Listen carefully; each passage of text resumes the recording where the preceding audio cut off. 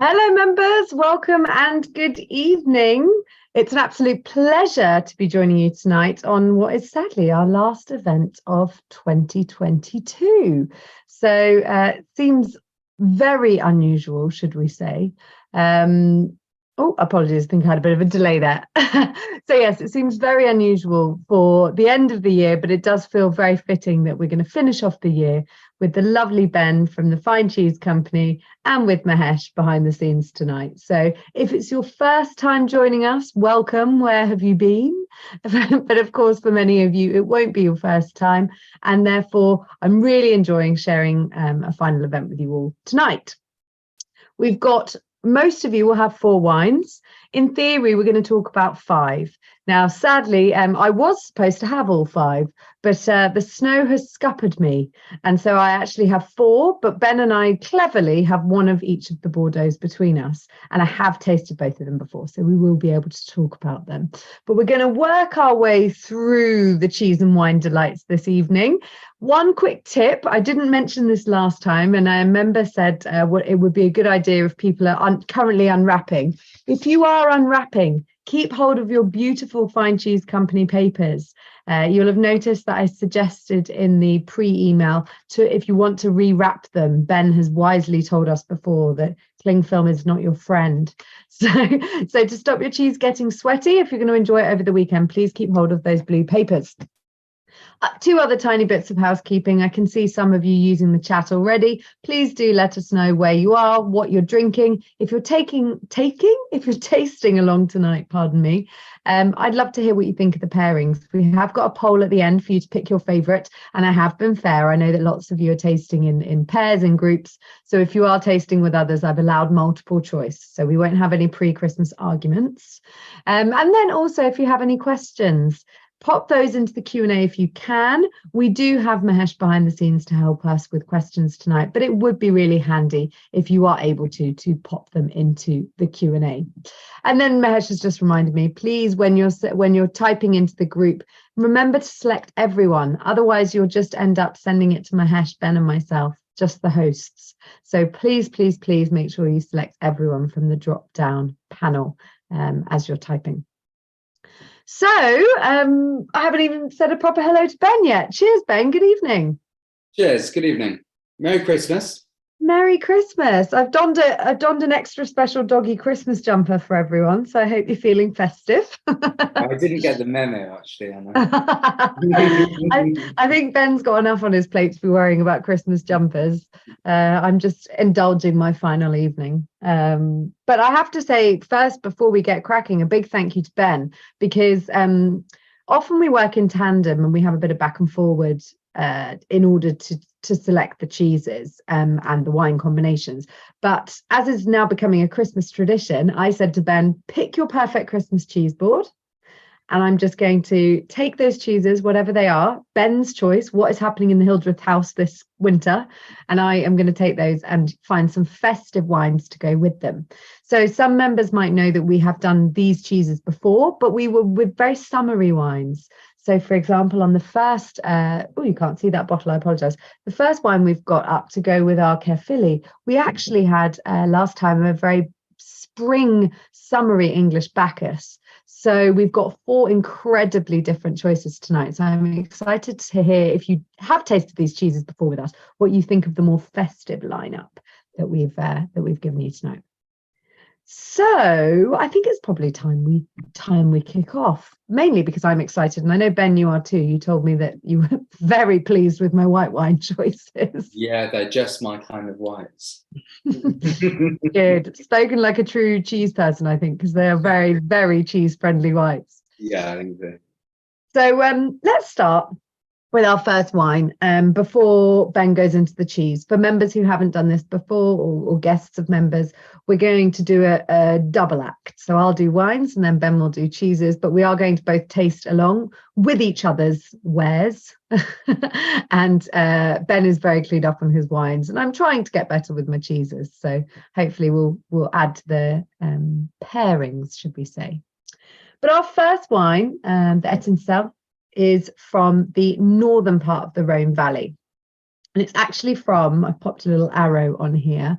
It's actually from a producer called Domaine Coursodon.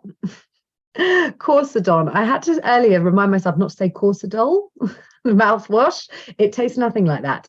Coursodon, and they're based in Saint-Joseph. So just in the lower southern part of Saint-Joseph right here. And they are, the reason I wanted to show you where is they're in a particularly beautiful but quite steep part of the northern Rhone. And the northern Rhone is very much like this shape. It's a valley with some terraces, and the southern Rhone that you can see on the bottom of your screen is very flat and very warm. So being up here in the north, you do get an element of freshness to the wine that perhaps misses a little in the south. And this particular wine is a blend. It's 70% Viognier and 30% Roussanne. Now, Viognier and Roussanne, neither of which have the highest levels of acidity ever, but because I've just mentioned it is on an altitude, these vines do retain that lovely freshness. And this particular producer, not Coursodon, Coursodon, I should say, they are a family estate. They used to be okay. And they didn't really become brilliant until the late 1990s when Jerome Coursodon took over and has essentially transformed this estate. One of the things that he has done during the general transformation of making it so good is that he has also changed from a very red wine focused domain to having top quality whites as well. So they only have 16 hectares. Mostly for reds, it's about 13.5, and it's just Syrah, which is what you grow in the north, and then 2.5-ish for white, and dominated by Marsanne and Roussanne. But here, the Viognier is this vineyard is less than 10 years old, so it's planted in 2013, and Viognier is quite a new thing that he's trying to introduce. And I say that because I don't know certainly, but any members amongst you may have noticed the name of this wine. It's a Vin de France, so it's not legally allowed to be a Saint-Joseph, even though this is actually from just above the village of Malves, so it's in the region. And I think it's probably the varietal, and also he's using young vines, and there are lots of rules and regulations around what you're allowed to do. But the amazing thing about this is it's very, very clever, and it's almost not we obviously sell it, but it wasn't a wine that he endeavored to sell commercially. It was a fun passion project, wanted to try this out, and it's worked beautifully, so we love it. It's decomposed granite, so very much like Hermitage on the top, quite sandy soils, and then underneath the bedrock is actually just like Hermitage, so just like the very expensive white wine, well, white and red, but very famous white wines, white Hermitage. He uses indigenous yeasts, so he uses the yeasts of the area. He does allow malolactic fermentation, and I think that's really important in this because malolactic fermentation gives this roundness and this richness, but he doesn't use oak, so this is stainless steel.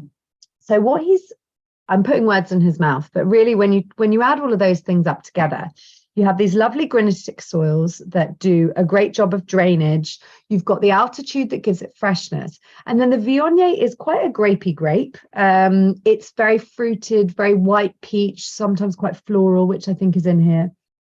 And the Roussanne also adds a slight nutty character and maybe a little bit more of a kind of, not bruised apple in a bad way, but that more earthy, more of the orchard fruits. It's a little richer to balance the sort of lifted aromatic Viognier. So have a little taste, see what you think. And Ben, I'm keen to hear what you think. It should be quite filling in the palate, quite round, quite rich, quite decadent. This would be a wine I'd serve on Christmas Day, all day. What do you think, Ben? Yeah, I mean, I love Viognier, and also it's quite mouth filling. You know, it coats my palate, but it's still really fresh, but without being too acidic. I think it's really beautiful. I tried it actually before our call, and so did my partner, and she loved it too. We drink a bit of Viognier, so no, really beautiful. Really enjoy it. Yeah, I think I think for me, it's, how would I describe it? It's kind of rich and filling, but without being cloying. And I think sometimes Viognier can be a bit cloying because of that low acidity. It can sometimes feel good. Viognier is this in my mind. It's oily, but without feeling too flabby. Mm. And you get this sort of indulgence, but not it has to have this lift. And I do think the soils have helped. I know it's really hard to pin it down, but I do think the soils have helped. So for me, it was that touch of something a little bit floral, but also that white pepper character, all of those sorts of things. For me, to go with the Caerphilly was something a bit more rich, indulgent. It's very easy to pair Caerphilly when it's young, in my opinion, with something like a Bacchus, almost a Sauvignon Blanc style, whereas I wanted something with a bit more oomph because this Caerphilly has that. Yeah, definitely. It's the Caerphilly. It's not it's not young, and it's not acidic, and it's not simple. But you can get Caerphilly like that. I mean, we have Gorwydd Caerphilly here. So it was originally made in West Wales, and then they moved to Somerset, Weston-super-Mare, around 5 years ago now. The Trethowan brothers make it, so it's Todd and Morgan. So they made Gorwydd Caerphilly over in West Wales for about 20 years, I'm going to go with. And then they moved to Somerset around 5 years ago in the search of better milk. Their milk supply wasn't fantastic, and they wanted to also find better quality milk.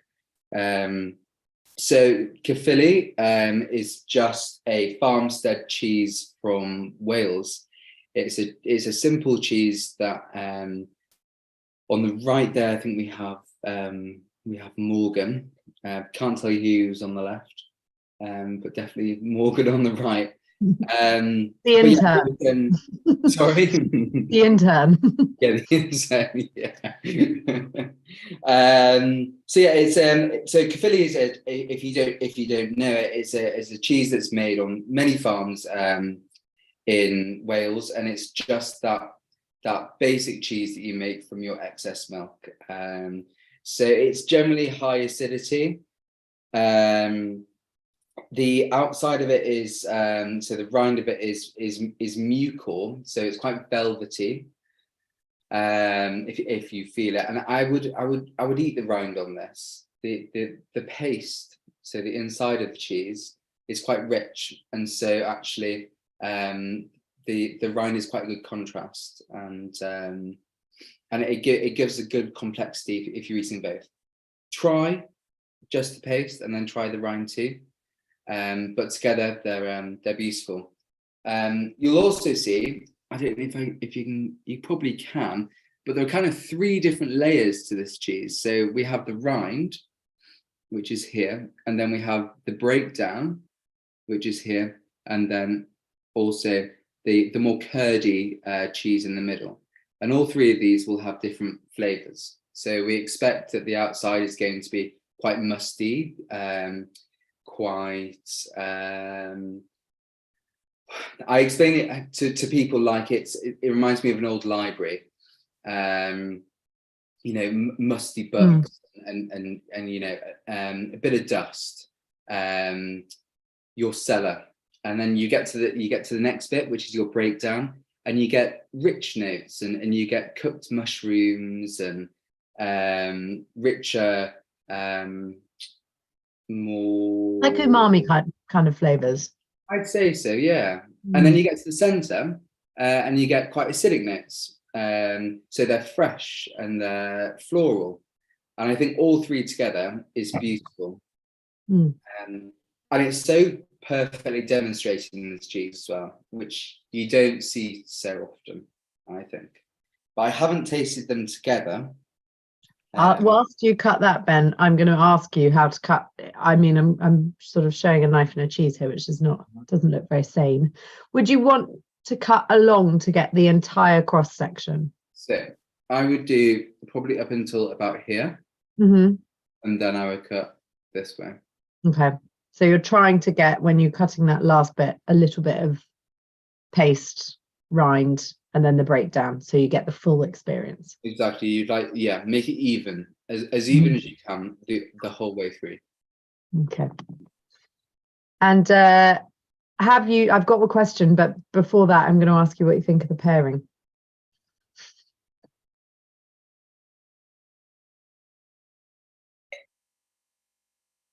Very pensive. Members, let us know what you think as well. It's really interesting. I think it brings out maybe a bit of fruitiness, and maybe overall, I can't work out if it's the cheese that I'm getting more fruit from, or if it's the wine I'm getting more fruit forward flavors from that I didn't get before. Tasting them So initially, even just having the cheese near me and having those musty smells of the rind, I then smelt the wine and thought, oh my goodness, it smells like blossoms and apple, and I'm really confused. It smelled like nuts a moment ago. Yeah, it was exactly the same. Yeah. Suddenly I kind of had again that spring summer wine, but going back and forward a few times between the two, I think it works slightly differently with each part of the cheese for me. So I guess it's a personal preference choice, but I think it goes well with the pasty bit in the middle, perhaps a little bit better. David said, excellent pairing. Didn't expect this. Thank you, David. I'm going to be really honest. This was probably the hardest of all of them. Mainly because I wanted something, if you do just take that paste bit in the middle, it would be so easy to pair it with something light, a Sancerre would be fine. It's got that lemoniness to it. But because it's such an interesting Caerphilly, I felt like it needed something more, and I felt like it needed something a little bit more festive. Yeah, so I've only tasted it with the right in the centre, the more acidic curdy part and the breakdown, and actually at the moment the acidic part definitely. I'm going to try it with the rind. See what I think. And then whilst you're musing on that, I've got two questions now. Oh, I do really love it with the rind.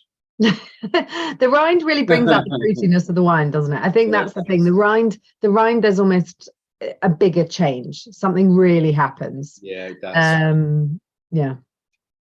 So I've got a question from John, who's asked, how are they still allowed to call it Caerphilly if they are no longer in Wales? And then he said, having said that, it's got a much better flavour than any Caerphilly I've had before. So Caerphilly doesn't have a PDO, so it doesn't have to be made in a certain place with a certain milk or in a certain way. So you can make Caerphilly wherever you like, just like you could make Cheddar wherever you like. You can't make the PDO, which is farm. Can't remember what the PDO is. It's a very long farmhouse, mature, cloth bound Somerset Cheddar is the PDO, but you can make Cheddar anywhere, and it's same for Caerphilly. So yeah, that's how they can make it in Somerset. And is the fact that they don't necessarily have, the same milk and pastures and input, etc., does that mean that the reality is that it's quite a broad cheese? Like, when I say broad, there's lots of different styles. Sorry, can you just explain that again? So I suppose what I mean is, because it's not as protected, the name, this is very, very worlds apart different from your average supermarket Caerphilly. Yeah, definitely. I mean, you don't see the breakdown like you do on Gorwydd on other Caerphillys. I mean, other Caerphillys that we sell is Duckett's Caerphilly, and Duckett's Caerphilly is made by Westcombe Dairy down in Somerset too. We export Thelma's Caerphilly, which is made by Cows Kenarth, which is on the west coast of Wales. But Thelma's Caerphilly, again, it's very different. It's not raw milk, it's not traditional rennet. But the two Caerphillys, or the two biggest in the artisan cheese world, are both made in Somerset. Duckett's Caerphilly made by Westcombe, which is, as we say, raw milk and traditional rennet, and Gorwydd Caerphilly made in Weston-super-Mare, raw milk and traditional rennet. So, maybe there's a Caerphilly to be made in Wales that trumps the ones made in Somerset. There we go. if anybody's listening, that could be a little project. One more question on this cheese before we move on. Beth said, I'm not a cheese expert, and this might sound like a stupid question, but why is the centre more acidic than the midsection? I would have assumed that that bit became more umami the stronger and closer to the centre you get. Mm-hmm. Yeah, so the centre is less broken down, so it's less aged than the outside, because a cheese that is naturally matures from the outside to the inside. And so you're going to get more flavours of the exterior, of the atmosphere, that come into the cheese on the edge than you do in the middle. So eventually you would get all of these flavours going all the way through the cheese, and you would have an umami cheese all the way through. And if you left it another 3 or 4 months, that might happen. But actually, it's really beautiful that you get these 3 different cheeses within one. Perfect answer. Thank you, Ben. That's good. Lovely. So we've got our next pairing, which we're going to go from talking about Wales and Somerset to talking about the Western Cape of Africa. A slight jump, but what we've got for our next wine is a Chardonnay. Now, I wanted to include a Chardonnay because the last time we did some of these cheeses, we did a Cheddar with the Chardonnay. And Chardonnay is, I know that it's one of Ben's favourite grape varieties, but it's a real, we just talked about Caerphilly being broad. This has such a range of flavours, of styles.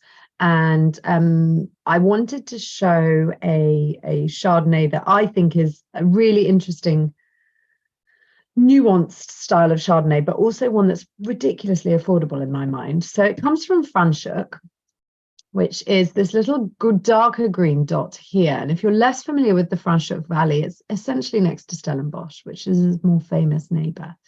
But it's a little bit more protected from the winds. So it is actually slightly warmer, but it's had very similar influences in terms of quality to Franschhoek. And this particular wine is made by a company called La Caronne, based in South Africa. And it's 23 hectares total, 9 international varieties. So you've got, I actually don't think they have pinotage. And actually that's quite common in Franschhoek to have your Chardonnays, your Cabernets. I'm trying to remember. I think it's got some Petit Verdot, which is in one of our wines later. It's got a nice combination of lots of Bordeaux, Burgundy, mainly French varietals. And there is a massive attention to detail at this winery, which is fantastic. There's also a good experimental thing going on. So they harvest all of their fruit by hand. Which is not that common in South Africa. It's not uncommon, but it's not common. But they don't need to in Franschhoek. It's relatively flat. There are mountainsides that aren't, but there are certainly patches of flatland that don't need it. But everything, regardless of where it's grown, is hand harvested for quality. And the winemaker is a guy called Henk Svart, and he's a very creative gentleman. He has oak barrels made of Hungarian oak, Austrian, maybe not Austrian, but definitely Hungarian, French, and American. He's got special eggs. He does all sorts of things. But this particular wine is whole bunch pressed. And I mention that because there's a school of thought that whole bunch pressing Chardonnay, so putting the stems in with the pressing juice, whole bunch pressing Chardonnay gives it this sort of elegance and refinement, because you essentially filter the white wine through the white juice, I should say, through the actual stems. They act like almost a filtration early on. And then it was put into French oak for 8 months. So in many ways, it's actually built a little bit like Burgundy. And I like that it's come under the Jacques Mouton label. Jacques Mouton was actually, is named after the Huguenot, which was, my history is horrendous, French warship that landed in South Africa, and Franschhoek actually translates as French Quarter. So French Quarter, Franschhoek. So this is very much an ode to France. I've just seen Julia Shaw say that I said this to 2 friends of mine recently who thought this Chardonnay was a posh Burgundy, their words. Completely agree, Julia. And that's kind of why I wanted to show it. You see South African Chardonnay, you don't necessarily think that it's going to have this refinement, this elegance. And you definitely don't think for is it under £11? Yeah. For under £11 that you're going to be achieving this sort of quality. It is, in my mind, absolutely brilliant. So it's quite restrained, quite smart. Flavor-wise, it still smells of sunshine, don't get me wrong. I've got some lovely ripe lemons, ripe apples, ripe peaches, almost ripe nectarines. I've not gone too tropical though. So I would think it would be like a Côte d'Or, but a more southerly Burgundy. We're not talking a Chablis. It's warmer and sunnier than that. But it's got this touch of French oak. So it's not vanilla bomb. It's more a baking spice like nutmeg. And I think that's why I think of this wine as quite a Christmassy wine. It's got that touch of nutmeg, that touch of something slightly festive. And for me, it's actually got a tiny bit of that peppery character as well, which I think is quite suited for cheese and wine pairing. Ben, before you go on to the cheese, thoughts on the wine? Yeah, I feel like weirdly, it knows what it is. It's like it's telling you what it is. It like stands up for itself. It's like, this is like, these are the flavors I'm giving you, like kind of yeah. Okay. And I think on the palate it does that even more. It's really concentrated. It's like somebody just removed some of the liquid. Yeah. So even though those, aromas are perhaps a little bit more Burgundian, there's something that screams exactly. It's this confident Chardonnay, but it's not it's not confident in what many people would say confident Chardonnay, like over oaked, vanilla, smells like confected in any way.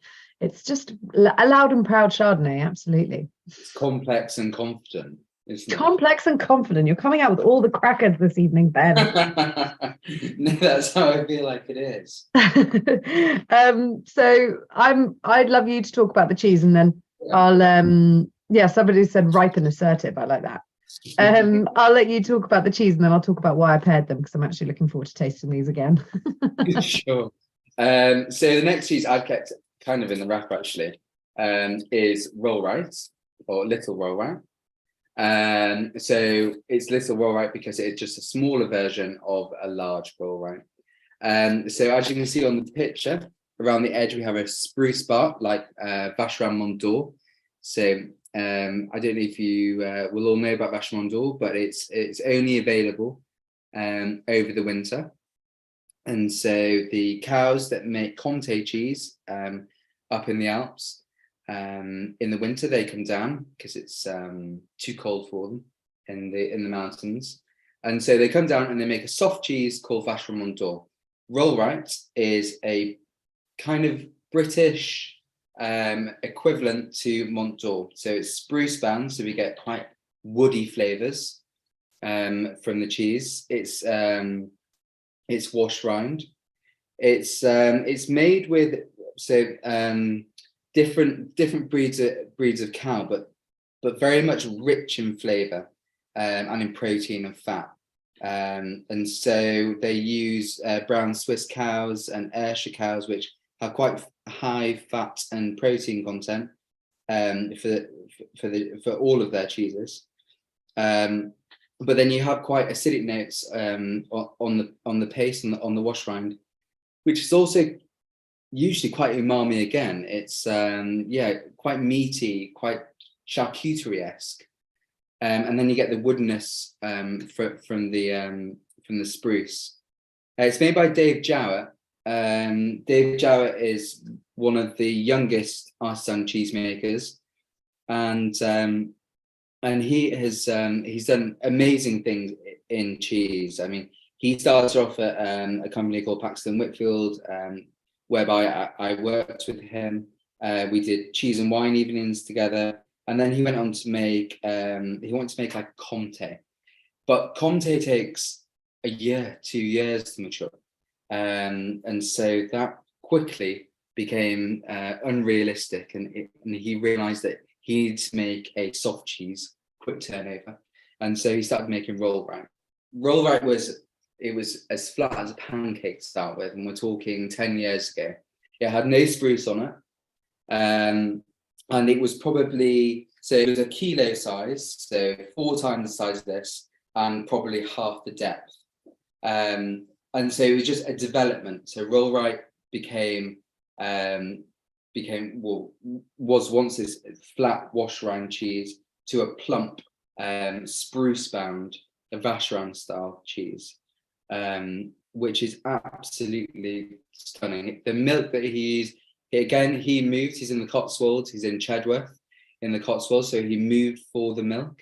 He was further north in the Cotswolds in Rollwright, and that's why he called his first cheese Rollwright, by the Rollwright stones. So he now has other cheeses such as Ashcombe. Ashcombe has won so many awards in the last couple of years. He's a fantastic cheesemaker, and this is definitely on my cheese board this Christmas. So don't eat the spruce, don't eat the wood, but eat the rind. It's a wash rind. It's a bit messy. It's so good though. It is the sort of cheese, I have to say, that you think about from now until about the 3rd of January, my calorie count goes out the window. And this is the sort of cheese that I want my Christmas calories to be enjoying. You can feel how rich it is. It's rich. I find it leathery. It reminds me of like fresh leather, like tannery. Yeah. And I love that. And that's from the spruce, that's that woody. But it has that gorgeous acidity which lifts it slightly. And then you just have that richness of the milk that stays on your palate and coats your palate. It's so gorgeous. It's so good. And I think for me, the pairing was all about that combination of rich but still quite lifted. And it was, I mean, I have to be honest, I said that the first wine was a challenge, not in a bad way, but it was more of a thinking, oh, I need to pair a few things. I've tried like 5 or 6 different grapes and blends for the first pairing. I've tried Little Rollwright with you before, Ben, and I just thought basically it's going to have to be a Chardonnay. Because yeah, it just felt right. I think the only other thing I would have possibly paired with it would have been maybe a Cremant or some sort of sparkling wine, just to go with that richness. But even then, I mean, you're talking about often they're Chardonnay based, right? I think there's a great variety. Chardonnay lends itself very well to this cheese. You would have such a different pairing if you did it with something like Cremant. This is stunning. I think it would go so well, but it would be like a more fresh pairing, wouldn't it? And yeah, something like this is it's beautiful. It brings out the richness. You get so many meaty. And at the end, I mean, whilst sparkling wine pairings are very fun, often at the end of the meal, that's not something you're going to be opening again. You know, Brits wouldn't do that. We like to have our fizz at the beginning, and then we don't really have it towards the end of the meal. But what I would say is, I've had a question in the chat. Samantha has asked, would this wine also go with cheddar or hard cheeses? And the answer is yes. We often get asked if you're going to have one wine to go with the cheese board. It's a question Ben and I have been asked a few times, and I'm a big believer in a white, because I think there's a lot more that you can do with a white. If you want to experiment, members, I would say these first 2 wines will go better with all 4, and the second 2 wines will go worse or poorly with all 4, or less well, I should say, really. Whites just tend to have, I mean, Ben, you might know the science behind it, but whites for me just tend to have a real affinity with more styles of cheese. And I did just mention, Chardonnay.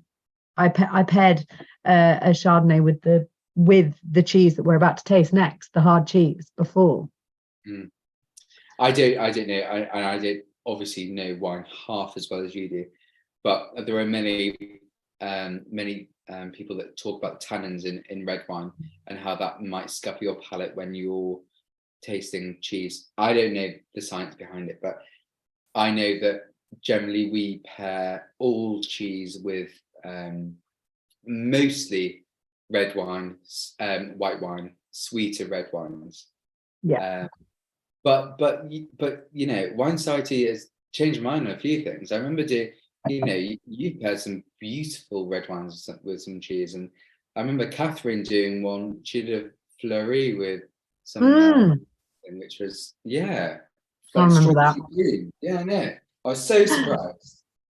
So One member has just said as well that they keep tasting bacon on this cheese. I get that bacon fatty thing. I absolutely get that. yeah. Kevin, I'm with you. In fact, I kind of now want to put it in a bacon sandwich, a toasted bacon sandwich, and see what that's like. Oh my gosh. I know exactly what you mean. It's that kind of like fatty, slightly meaty, rich thing. Yeah. We also had a question. Can you explain how to cut the cheese early on so that we don't eat the rubber band or the bark? That's fair enough. I managed to avoid mine, but I've had it before. But I will be honest, I've kept mine in the wrapper because I've also, much like Ben, I mean, we're eating on the hoof as well. But yeah, don't eat the bark. The rest of the cheeses will tell you in advance what you should and shouldn't eat or cut. But hopefully you haven't eaten a rubber band. And if you have, I hope you're okay.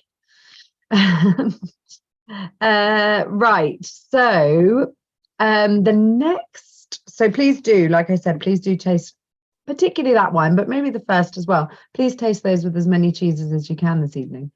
It's basically what I have to do to set up the event. And although often it seems a bit counterintuitive to go back to white at the end of a meal, it often just does work more homogeneously if you've got a few cheeses on your cheese board. Or, as Ben said, go reds and sweets. But I would personally prefer to go back to a white. So we've got the next pair of wines. I'm going to talk about both of them. They are both from the Médoc. So that is the left-hand side of your screen here. It's all the pretty colours along here. And within the Médoc are the most famous appellations, arguably within Bordeaux. So your Pauillacs, your Saint-Joseph's, all of those sorts of. Oh, I think my wine has literally just arrived. I won't get it now. Maybe when Ben's talking about the cheese, I'll see if it is the wine. But you've got your Saint-Estèphe, Saint-Julian's, your Pauillacs, your Margaux, all of those famous wines. And they almost sit within a Russian doll, if you can imagine. There's the Haut-Médoc and the Médoc. So the Médoc is the biggest stance. The Haut-Médoc is the upper Médoc. And then within that are the serious or seriously regarded appellations, I should say. So actually, the Haut-Médoc is an amazing place to get really good value left bank Bordeaux. They are often wineries that have been sort of, how would I describe it? Shoulder to shoulder, should we say, with some of the big boys, but they definitely make more affordable wines as a general rule. So we've got two, and I selected them both on purpose. So they're both from 2016. So I'll tell you a little bit about 2016, and they both have quite similar percentages of grape varieties used for good reason, because 2016 was quite an interesting year. So let me explain about 2016, and then I'll talk a little bit about each of the wines. It was a sensational year. The red wines from 16 have been described as being very vibrant, which is great. And they actually have a slightly lower alcohol across the board because it wasn't this sort of hot and jammy vintage. It was basically, I mean, nobody wants to say it was perfect, but it was this beautiful long growing season with the perfect conditions to get Cabernet Sauvignon ripe. And you might say, well, it's left bank, it's always Cabernet Sauvignon. Well, actually not. It's often majority, more often than not, the majority is Cabernet Sauvignon.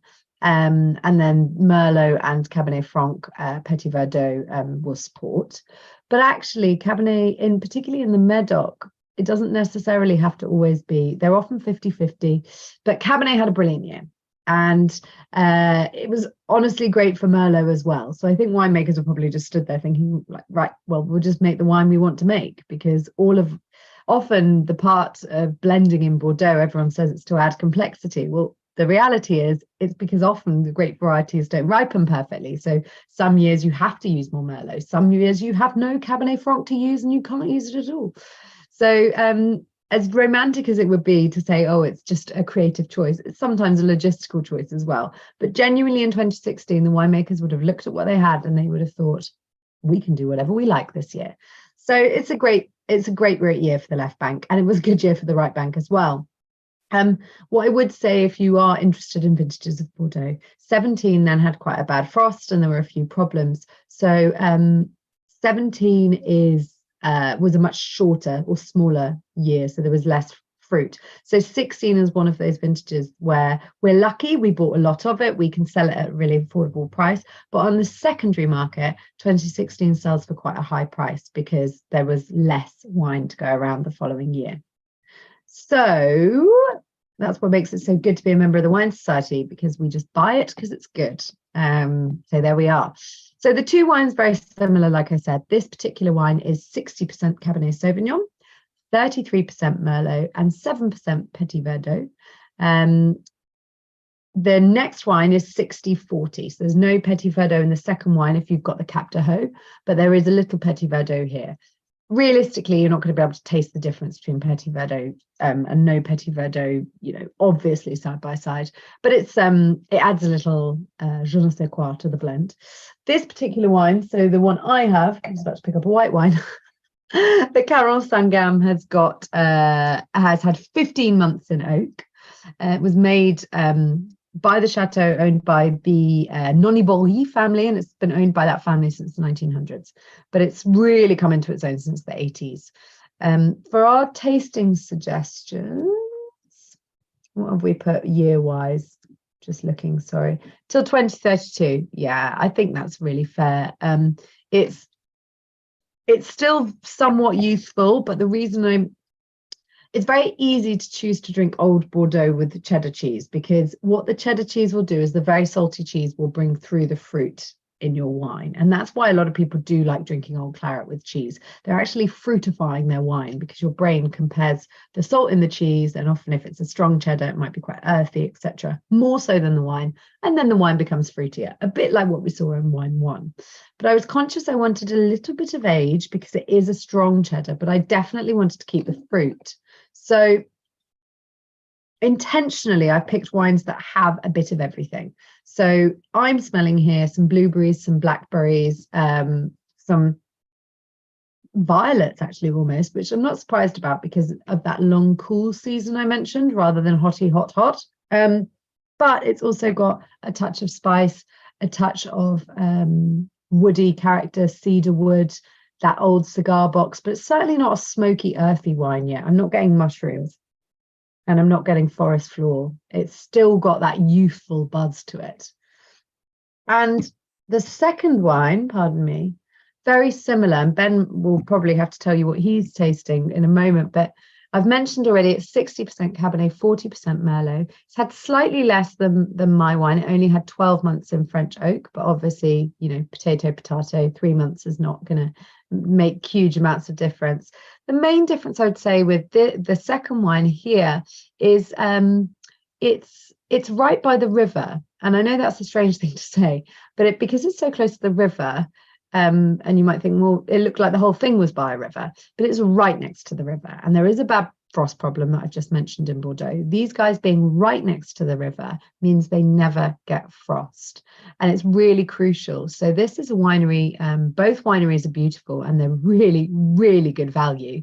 But in bad vintages, or what people might call bad vintages, this might be a winery that you'd be interested in looking out for because it's in one of those frost safe zones. Its sister winery is called Le Marc. If you've not heard of Cap de Haut before, its sister winery is perhaps arguably more famous, but you know, depends what you've tasted before. And it's owned by the Devry family, who so they're both family owned and both family managed, which is lovely. So I'm going to have a quick taste of this. Let me know what you're thinking, members, of the flavors. In terms of what Ben was talking about with tannins, we're about to get our first tannins. So I've explained the nose slightly, but what will be different here is the acidity in these wines should be good and lifted, and it should be nice and fresh because of that long growing season. But we will have the mouth drying sensation. With time, that reduces. So the tannins sort of polymerize, they group together, and then the science is a little bit out. Everybody thought they dropped out in the form of deposits, and now people are thinking that's actually not happening. But if whatever does happen, there is no argument that over time tannins soften in a wine glass. Now, if we did leave this 5 more years, we would have softer tannins. You might argue that goes better with more cheeses. But what we would also get is that development of flavors, which I don't think would go as well with the cheese. So I'm hoping I've picked a vintage that's at a really sweet spot for a cheddar pairing. It certainly was when I did the tasting. I'm trying to think what was the oldest I went back to 2012.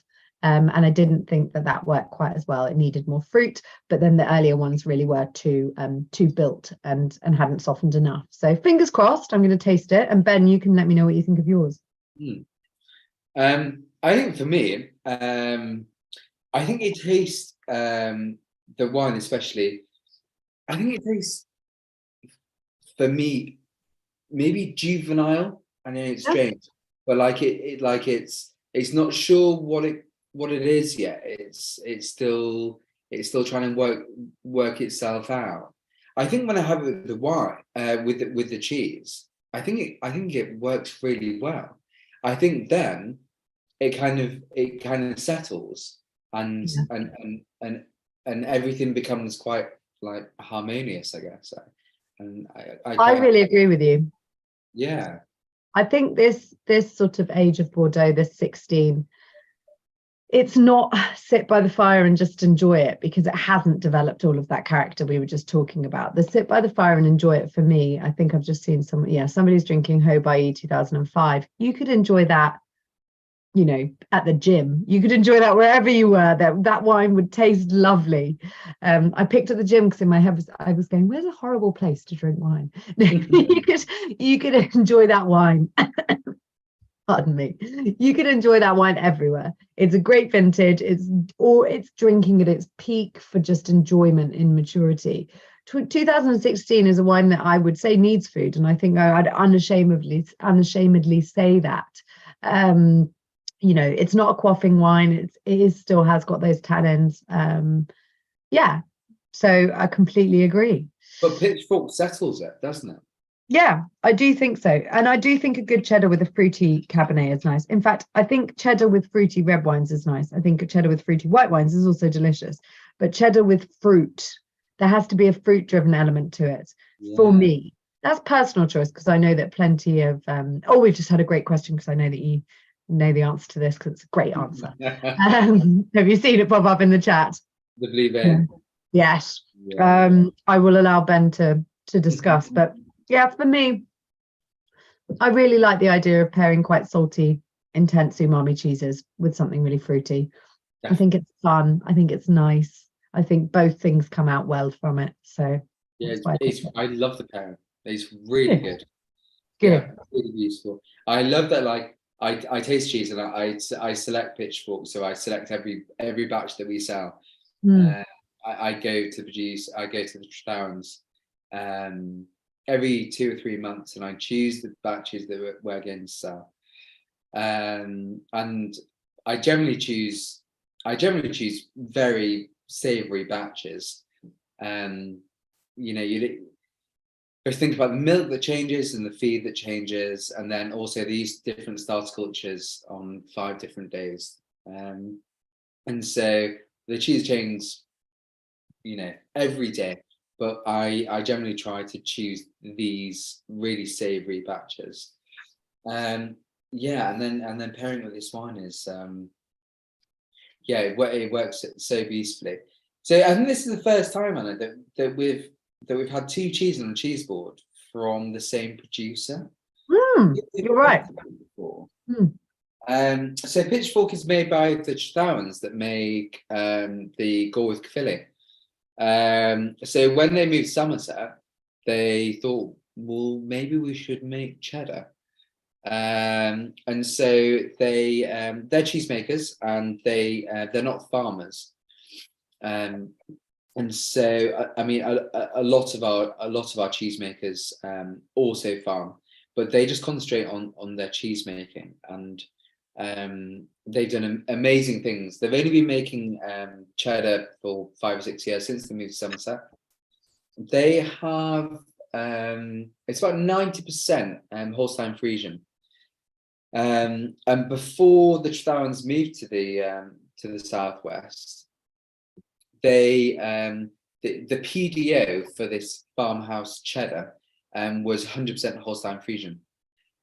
However, they rent their land, and they're on the land of the Meads, who also have Year Valley, and so they're organic, and and they have a large proportion of Jersey cows. And so they thought about making cheddar with Jersey. Now, PDO cheddar with Jersey has never been a thing, but they make such stunning cheese that now 90% of their milk is Holstein Friesian, and 10% is Jersey, and so you get a bit more fattiness, a bit more. It's a bit more chewy. It's a bit more rich. It's a little bit more dense, I would say, compared to other artisan cheddars such as Montgomery's, Westcombe, Keen's, which is a little bit more brittle because you have less fat content, I would say. So Pitchfork is now in the Presidio because the Presidio moved the goalposts whereby you could use a certain amount of other milk. So they changed the rules for them. They changed the rules for them because the cheese is so beautiful.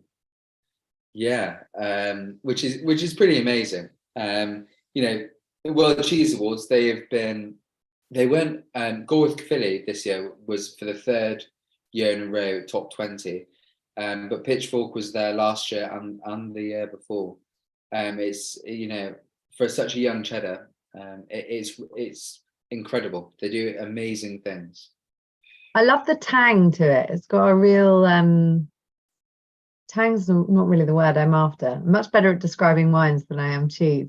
It's got this sort of sharpness that's very you wouldn't want to have a cheese on toast with it, put it like that. It's rich, it's indulgent, it's spicy almost. So it goes through the beginning, doesn't it? And it gets you down here. Yeah. Then it kind of starts to mellow, and you get buttery notes, and definitely butter. It's like butter, and then it goes into like it's like you're cooking butter. It's like it's going into Bermoiselle, and then you're adding some kind of meat to the butter, and it's like wow. Now I'm cooking pancetta in butter. Yeah. And you have that journey the whole way through, which I think for me, I think that's amazing. It's so beautiful. Maybe it's that slight meatiness as well that makes me happy to pair a red wine with this. It is that sort of slightly meaty character. I have to say the white does go with it well. Look, tried the Chardonnay, it still goes well. It still stands up to it, even though it is punched cheddar. So if members, you haven't remembered to do that, please give it a go. Now the rind on... sorry. This is the youngest cheddar that we sell. So I select this cheddar about 10, 11 months, and a cheddar has to be at least 12 months. And so we might sell it about 13 months, which is really young for a cheddar, but it doesn't seem like it's young. It seems like it's it knows what it is. It's Yeah, it definitely does. I think that's why the confident cheddar goes with the confident Chardonnay. It really does as well, doesn't it? Yeah, it really does. It does something different. I'm just going to obviously sit after this call and do the whole thing all over again and just mix and match them all. I've still got my notes written down from when you sent me the cheeses the first time. And if you imagine, members, it was these 4 wines, but then, add in probably, I don't know, I must have tried 16. I usually try and do 4 with each. That's after I've given it some thinking. And it's always but then if I just tried it with that, and you end up with this most ridiculous spider diagram of lines thinking, tried wine, this one with the different cheese, really good. And yeah, it's like a sort of mad scientist book of cheese and wine joy. But no, I love that. And it's a great cheddar. And I think the world is full of mediocre ones, and it's beautiful. It's not. So that is a cheddar for my Christmas cheese board, I have to say. Definitely. Right, I think we didn't answer the vein question, so we'll just quickly answer that before we move on. Oh, sorry, that was I went on a tangent, I think. So blue veining in cheddar is completely normal. It's an artisan cheddar, which means it is matured in in barns, basically. So it's not vat packed, it's never in plastic. And sometimes it happens, it might happen because when they're turning the cheese, which they have to do to begin with every week, and then every 2 weeks, and then every month, and every 2 months for a year, someone may have just knocked it a bit too hard on one side, which might make a little crack, and then air gets into it. And if air gets into it, it's going to have a little bit of bluing. It might happen because the cloth wasn't really tight on that part of the cheese. On the outside of cheddar, you put port lard, and if port lard hasn't been completely put around the edge, then you might have a little gap, and then air can get in, and so you might have some bluing. But that's what the beauty of cheddar. It's part of its complexity. It gives these gorgeous floral notes that just add to that richness and that umami, and all of those together are gorgeous. So embrace the bluing cheddar. So David, you made us all jealous. Now we all want blue in ours. But no, it's not only harmless, but it is part of the part and parcel, isn't it? Yeah. Right. So I'm really sad to have to be on for the last pairing. Gosh, to talk about my last wine of the last of 2022 feels mad. But I have to say I picked a goodie. When my husband and I say my husband and I because he has to basically sit there and tell me I'm not going mad after I'm doing all of these pairings for so long that my taste buds haven't fallen asleep. So I always get him to test my pairings, and he said that this is one of the best wines he's tried all year. So I was very pleased with that assessment from him. It is sold in half bottles. It's not a cheap wine. I wanted to make tonight reasonably affordable, but also some indulgences. So we had quite an indulgent first wine, and this is certainly an indulgent second wine. Comes from Sonoma, and it's the Seghesio family that produced this wine. Sonoma, for those of you less familiar, this is the Californian coast. We've got LA down at the bottom. We've got, San Francisco here. I was about to say LA again. That was confusing. We've got San Francisco here, which is just south of Sonoma. So Sonoma, Napa is the kind of arc that heads itself around San Francisco. So as I'm sure many of you know, lots of investment, lots of money in this region. And also some great cooling influences. So San Pablo Bay, lots of cold air rushing through from the ocean, from the Pacific, and cooling the vines down. So the beautiful thing is you get the ideal combination, there's no two ways around it, of cooling wind influences so you don't get overripe grapes, but sunshine that allows phenolic and physiological ripeness of the fruit. So there are grapes that you can grow here that are not as easy to grow in the rest of the world. And this is a grape Zinfandel. It's actually, if I'm really honest, it's not 100% Zinfandel. So in America, they're pretty open about when they call it Zinfandel, but it's only partly. In America, the laws are actually even more lax. It only has to be 75% of a grape variety for it to be labelled that grape variety, so long as all of the fruit is from the place that you've declared. In the EU, they're less free. It has to be 85%, but they often won't even tell you what grapes in there anyway, because you should know that if it's if it's from the Médoc, it will be X grapes or whatever.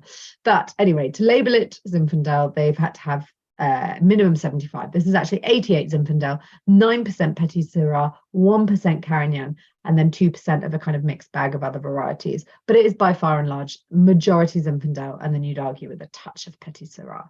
Not the same as Syrah, different grape variety. Zinfandel is genetically linked. They're not identical. They're sort of a slight mutation of Primitivo from southern Italy. So for me, it's Primitivo is a fun grape variety to pair with Italian blue cheeses, although I often find Italian blue cheeses slightly lighter, so your gorgonzolas and things. So it's fun, but I wouldn't say it's as good a combination in my personal opinion as this. Sorry, I've gone too far. The reason I wanted to show this wine, actually, I think we've had okay, so I've just had somebody mention basically Stilton and port is so traditional in the UK, and Stilton is a punchy grape. Is a punchy cheese, And I wanted to show a red wine that had that punch, but that didn't have to be fortified, i.e. punchy with alcohol, because sometimes having a lot of port at the end of dinner, a lot of people don't drink port anyway, which is a shame, but it is strong. You know, do you want to be, this is still it's a high alcohol wine, it's 15%, but it's not fortified. So I wanted to show a red wine that almost did the same job as a port, but without being a port. And I have to say this, yeah, I just think it's fabulous. Sonoma is less famous for the variety Zinfandel. It's probably more famous for things like Chardonnay or Cabernet Sauvignon, which make the region more money. There's no doubt about it. But the nice thing about the Zinfandels from Sonoma is the grape is probably most famous in Lodi, where there's beautiful old vine Zinfandel. But they're often very, very rich. This one for me is more like a Primitivo. It's more pulled back. It's more, how would I describe it? They're using American and French oak here, so they're showing a little bit of a European influence as well. It's fermented in 2 types of vessels, closed and open. The flavors that I get from this are really complex. So on the nose already, I'm getting loads of hedgerow fruit, brambles, blackcurrants, blueberries. I think blueberry for me is one of the big signs of a Zinfandel, but loads of spice. It smells like Christmas to me. I'm getting sweet cooking spices, cinnamon, probably from the oak, a touch of vanilla. I'm getting almost a confected red fruit, like a Ribena. That's actually blueberries, isn't it? Is it blue? No, blackcurrants is Ribena. Sorry, pardon me. But I'm getting definitely intensified fruit flavors. It's almost bordering on unnatural because it's so beautifully rich, cooked down fruit flavors, but without the jamminess. But then it has this touch of something slightly herbaceous. So I can't put my finger on it. Is it that it's slight licorice root, or is it ever so touch of menthol? There's a lot going on here. I often think when I smell Coca-Cola, I try and unpick it, and you can't, because it's this sort of secret wonderful recipe. And for me, that's what this wine is. It's got all of these things playing so beautifully, harmoniously together, that it's actually quite hard to pick apart. Even though you know they're all there, you can't quite put your finger on it, and actually it's just fun to enjoy it anyway. Aroma wise, it's completely different to how it is on the palate. It's so different, because I get the menthol. Do you get the menthol? I'm not going there. Absolutely. But then I taste it, and it makes you feel like it's so chilled out. It's really classy. So Zinfandel is like a showboating grape variety when it wants to be. It is ridiculously over the top, but that's kind of its joy. But that cool climate, I think, is what's pulled it back. That coastal influence, that for me is what's made it go, hold on, we're going to play it a bit more calm here. So it's got this amazing texture of very, very, very soft tannins. They're kind of juicy and round and voluptuous. And if you go back to the first red wine, that will probably feel more tannic now, because these tannins are almost sweet. You know, they're soft, but it's very friendly, but not maybe as overt. And for me, it's less a fruit bomb. It's more about the spices on the palate, which I think is really nice. Yeah, you spoke earlier about the last one not being that, you sit around the fire and just have a good quaff. But this one, you definitely could. It's so yeah. That's why I think this for me is the end of meal wine. You've had a few things already, and you need something that's going to top them all. And I think. But then you'd be gutted, wouldn't you, when it ends? You would, yes. We've had a member ask, is there a reason why this is in half bottle, and then question mark the price? I think 2 things. So we do sell it in full bottle. I suggested it in half bottle for this evening because it is an expensive wine. So I thought, particularly for those drinking in a 1 or a 2, a half bottle would make sense. And of course, you can always buy more than 1 half bottle and make a whole. But we're really lucky that Sarah Knowles buys this in half bottle. We struggle actually with suppliers more than anything to get halves, and it's a big bugbear of us and a lot of our producers. And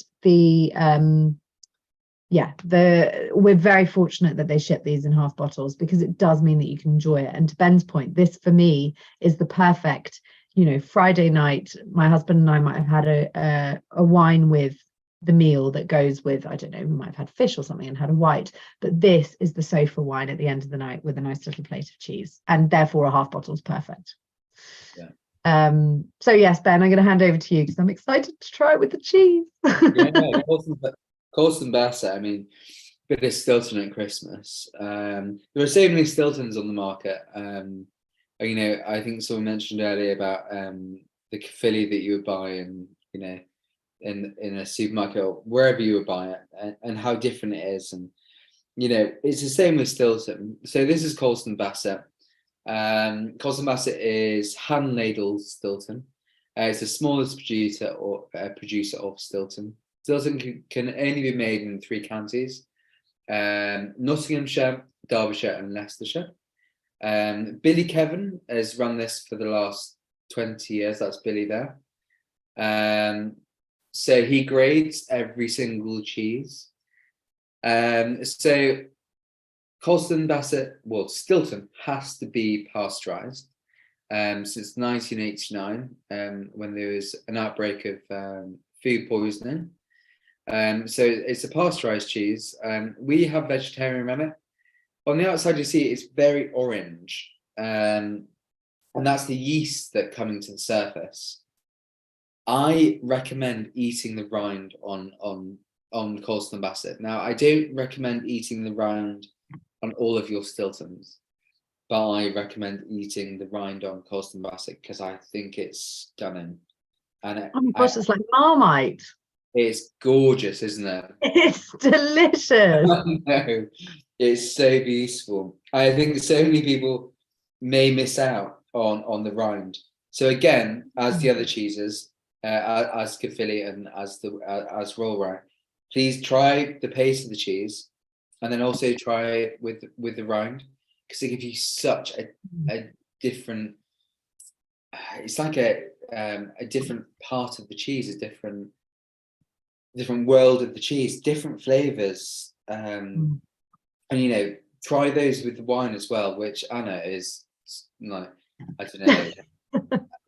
I could definitely have a couple of glasses of that. It's a goodie. It's so good. Colston Bassett Stilton has been in 3 counties. So it's been in Nottinghamshire. Billy Kevin has been there for the last 20 years, and he's revolutionised Colston Bassett. It is the best, in our opinion, the best Stilton that you can buy. It's small batches. You can't buy it everywhere, but you can buy it in your good cheesemongers. Blue cheese is made from the starter culture, and so the starter culture goes in right at the beginning of the process.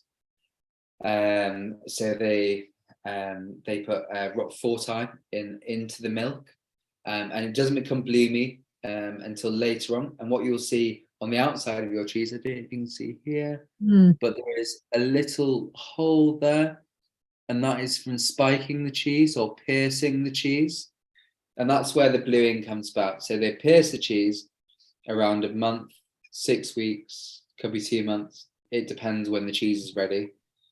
And that's when the bluing starts to flourish. But what's amazing about Colston Bassett is it's not that typical spicy, punchy Stilton that you expect. It's cream filled. It's double cream.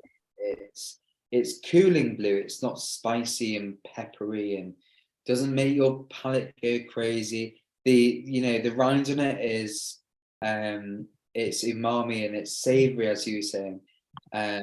and I think that's amazing for Stilton. It's the next realm of Stilton, I think. Yeah. I'm going to try the pairing now. We've had one member say the superb combination, the cheese taste. Oh, I can't get my words out. I'm so excited. The cheese taste of truffle. And I get that. It's got this sort of earthy umami. Yeah, I totally know what you mean. It's got a richness, but it hasn't got that picante hitting you over the head, like Ben said. It's got a bit more class to it. I love about the combo as well. When you have it with pork, like a sweetened wine, it's like it works so well, but it's kind of like dulling, like it kind of. But with this, it kind of is like uplifting. It's, you know, it matches so well, but then it's like you have this acidity, like this like rise of acidity, and I love that. Yeah, and port and Stilton is delicious. You know, there's a reason it's such a classic combination. But I think for many, the alcohol, you know, can be quite overpowering in port. It's often really balanced in the wine, but there's no doubt that high alcohol wines will change your palate and your taste buds. So even though this is still 15%, it's not 20. You know, and I think that's quite a nice thing. And if you do have a table of people that don't like port, which happens, then this is a really good alternative for me, because a lot of the flavors are relatively similar. You know, lots of berry fruit, that spice, it's sweet fruit, you know, it has got sweetness to the wine, but it's not sugary. Yeah. So for me, this is just why I thought it would be fun. And I did try it with port, and port's lovely, and that's great. But I thought I'd show you something a little bit different. And I think from what I can see from the chat, members have enjoyed the combination. I think it's beautiful, and I would carry on drinking this. Like for me, I think port and blue is beautiful, and I love it. And of course, I'll drink it over Christmas. But for me, if I had this, I would keep drinking this with the cheese, because I think it keeps going. It's like it's like the next step. Yeah, exactly. Yeah. And it does go with other foods as well, but actually I find it works particularly well with cheese. And what I like about this wine is because I've seen on the chat there's some members that know fine Zinfandels. You know, I think somebody was talking about Lytton Springs earlier. Yeah, from Ridge. There are some really expensive Zinfandels in the world, but they are in the minority.